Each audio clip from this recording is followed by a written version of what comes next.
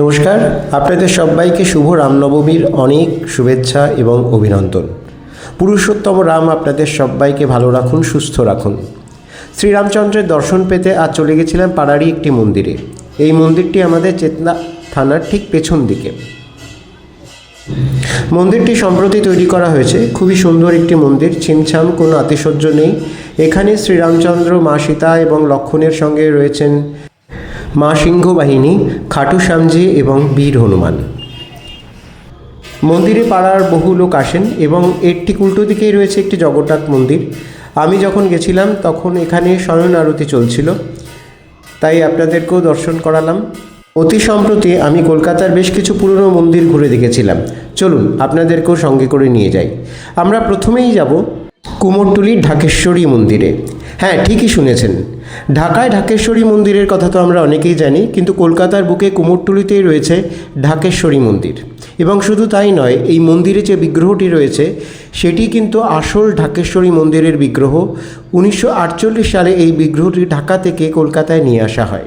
1950 সালে প্রকাশিত যুগান্তর পত্রিকার একটি খবর থেকে জানা যায় যে 1947-এর সাম্প্রদায়িক দাঙ্গা থেকে এই মূর্তিটিকে রক্ষা করার জন্য এই মূর্তিটি 1948 সালে একটি বিশেষ বিমানে করে কলকাতায় নিয়ে আসেন রাজেন্দ্র কিশোর তিওয়ারি, যিনি ছিলেন ঢাকেশ্বরী মন্দিরেরই একজন সেবায়িত, এবং আরেকজন ছিলেন হরিহর চক্রবর্তী। এই দুজন এই মূর্তিটিকে নিয়ে আসেন কলকাতায়।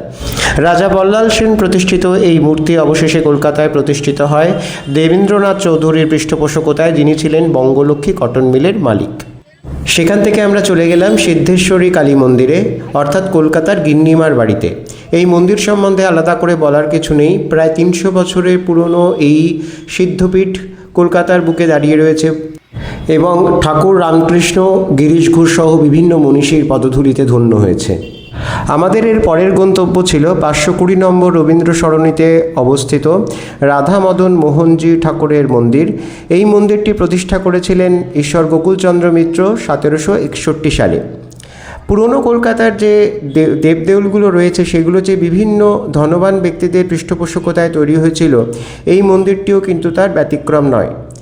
বিশাল মন্দির এবং সর্বত্রই প্রাচীন বৈভবের ছাপ স্পষ্ট। মন্দিরে ঢুকতেই চোখে পড়বে এই ঝুলন যাত্রায় রাধা মাধবের মূর্তিটি। এরপর প্রশস্ত সিঁড়ি বেয়ে উপরে উঠলেই একটি বিশাল হলঘর এবং তারই শেষ প্রান্তে রাধা মাধবের মূর্তি। লোকে বলে যে শ্রীকৃষ্ণ নাকি বছরে অন্তত একবার এই মন্দিরে আসেন পুজো নিতে। এখানকার অন্নকূট উৎসবটি কিন্তু বিশেষভাবে বিখ্যাত। সেই দিন সমস্ত রবীন্দ্র সরণিটাই বন্ধ থাকে। এইখান থেকে আমরা হাতিবাগানের রাস্তা ধরে চললাম নিস্তারিণী দেবীর মন্দির দর্শনের উদ্দেশ্যে। এই নিস্তারিণী দেবীর সম্বন্ধে একটু বলার আছে। সেটা হচ্ছে, দক্ষিণেশ্বর মন্দির তৈরির সময় রানী রাসমণি সেই মন্দিরের বিগ্রহের জন্য বরাত দিয়েছিলেন প্রখ্যাত ভাস্কর নবীন ভাস্করকে, এবং নবীন ভাস্কর প্রথম যে মূর্তিটি তৈরি করেন সেটি রানীমার মনোপুত হয়নি। তার মনে হয়েছিল যে দক্ষিণেশ্বর মন্দিরের বিশালতার তুলনায় এই মূর্তিটি খুবই ছোট। তিনি নবীন ভাস্করকে অনুরোধ করেন আরেকটি মূর্তি তৈরি করার জন্য। প্রথমে যে মূর্তিটি দক্ষিণেশ্বরের মন্দিরে প্রতিষ্ঠিত হলো না, সেই মূর্তিটি কিন্তু মা নিস্তারিণী রূপে এই মন্দিরে প্রতিষ্ঠিত। চলুন নিয়ে যাই আপনাদের। থিয়েটারের ঠিক বিপরীতে বৃন্দাবন চন্দ্র বোস লেনের মধ্যে ঢুকলে পরে আপনি পেয়ে যাবেন গোহদের কালীবাড়ি বলে পরিচিত নিস্তারিণী দেবীর এই মন্দিরটি। বনেদি কলকাতার বিখ্যাত গোহ পরিবার এই মন্দির প্রতিষ্ঠার সঙ্গে ওতপ্রোতভাবে জড়িত। বিশেষভাবে নাম করতে হয় শিবচন্দ্র গোহ, যিনি এই মন্দিরের প্রতিষ্ঠাতা হিসেবেই পরিচিত। এই মন্দিরটি যে শুধুমাত্র উত্তর কলকাতারই একটি বিখ্যাত বা বিশিষ্ট মন্দির সেটা নয়, সমস্ত কলকাতার যে কালী সাধনার জন্য যে একটা বিশেষ পরিচিতি রয়েছে তার মধ্যে কিন্তু এই মন্দিরটি একটি বিশেষ স্থান দখল করে আছে। আমি আগেই বলেছিলাম এই মন্দিরের প্রতিষ্ঠিত মাতৃমূর্তি প্রথমে দক্ষিণেশ্বরের জন্যই তৈরি করা হয়েছিল, পরবর্তীতে সেটি প্রতিষ্ঠা হয় এইখানে। কিন্তু এই মন্দিরেও বহু বিশিষ্ট মানুষ এসেছেন বিভিন্ন সময়। স্বয়ং শ্রীরামকৃষ্ণ দেবতার ব্যতিক্রম নন। তিনি এই মূর্তিটিকে, অর্থাৎ এই মাকে মা ভবতারিণী ছোট বোন হিসেবে আখ্যা দিয়ে গেছেন। দীপান্বিত অমাবস্যায় এই মন্দিরে বিশেষভাবে পুজোর ব্যবস্থা করা হয়েছে এবং সারা দিনই এই মন্দিরে সাধারণ দর্শকদের জন্য খোলা থাকে সকালবেলা এবং সন্ধেবেলা। বিকেল 5টার সময় এই মন্দিরটি খোলে এবং রাত্রি 8টা সাড়ে 8টা পর্যন্ত মন্দিরটি খোলা থাকে। চলুন ভেতরে মাকে খুব সুন্দরভাবে দর্শন করা যাক। মন্দিরটি দেখতে আপনাদের খুবই ভালো লাগবে। আপনারা বিশেষ করে যারা কলকাতার প্রাচীন মন্দির সম্বন্ধে আগ্রহী তারা কিন্তু অবশ্যই এই মন্দিরটি পারলে একবার দেখে যাবেন। বিশেষ করে মা কালীর মূর্তি নির্মাণের ক্ষেত্রে যে একটা বৈপ্লবিক পরিবর্তন হয়েছিল তা কিন্তু এই মূর্তিটি দেখলে পরিষ্কার বোঝা যায়।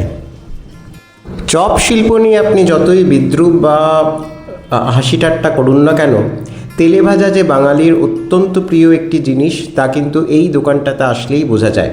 নিস্তারিণী মার মন্দির থেকে বেরিয়ে বৃন্দাবন চন্দ্র বোস লেনের থেকে আপনি মেন রাস্তায় উঠে পড়েই আপনার চোখে পড়বে এই দোকানটি। আগে মনে হয় এত বড় ছিল না। আর এই দোকানটির অন্যতম একটি বিশেষত্ব হচ্ছে এই দোকানটিতে একজন বাঙালি হিসেবে যার নাম সবার আগে মনে আসে সেই নেতাজি সুভাষচন্দ্র বসু আসতেন এই দোকানে তেলে ভাজা খেতে। তিনি যে তেলে ভাজা খেতে বিশেষভাবে পছন্দ করতেন সেটি আমি অনেক আগেই শুনেছিলাম এই দোকানটির কথাও, কিন্তু কখনো এর আগে আসা হয়নি। আর এই দোকানের বাইরে এই দোকানটির প্রতিষ্ঠাতা এবং তার সঙ্গে সঙ্গে এর গৌরবময় ইতিহাসের একটি সংক্ষিপ্ত বিবরণ দেওয়া আছে। এবং শুধু তাই নয়, প্রতি বছর 23শে জানুয়ারি অর্থাৎ নেতাজির জন্মদিনের দিন এই দোকান থেকে বিনামূল্যে সবার জন্য তেলে ভাজা বিতরণ করা হয়।